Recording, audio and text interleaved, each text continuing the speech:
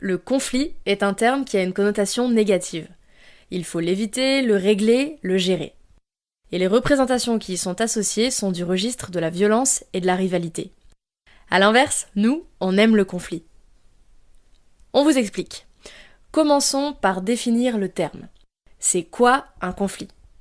Chaque personne a des intérêts différents qui sont conditionnés par différents facteurs, tels que la classe sociale dont elle fait partie, sa place dans un groupe, l'éducation qu'elle a reçue, etc. Ce qui arrange certains ou certaines peut ainsi entrer en contradiction avec ce qui en arrange d'autres. Prenons 3 exemples. On peut imaginer le cas de retrouvailles familiales pendant lesquelles une sortie de ski est proposée. Les différents membres de la famille ne vont pas avoir le même intérêt en fonction de leur réalité. Une personne voudra garder ses maigres économies, quand à l'inverse, une autre y verra l'occasion de montrer ses belles vacances sur Instagram. Un autre membre du groupe sera enthousiaste de passer du temps en famille et voudra en profiter pour se réconcilier avec son frère, quand une autre personne aura peur du ridicule car elle n'a jamais appris à skier. Un ou une militante écologiste n'exprimera probablement pas les mêmes intérêts qu'une personne voisine d'un terrain d'implantation d'éoliennes.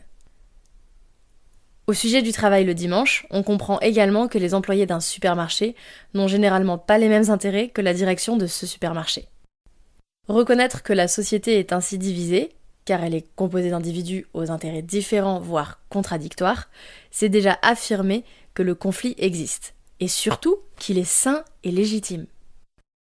Pourtant, on constate qu'il existe en fait très peu de situations dans lesquelles ces conflits d'intérêts ont la possibilité d'être exprimés et donc travaillés.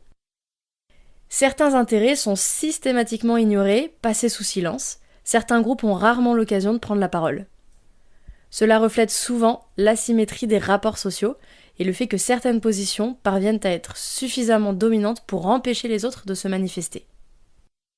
C'est notamment ce qui se joue entre les hommes et les femmes, qui ont été éduqués selon des rôles bien distincts, construits et assignés par une société patriarcale.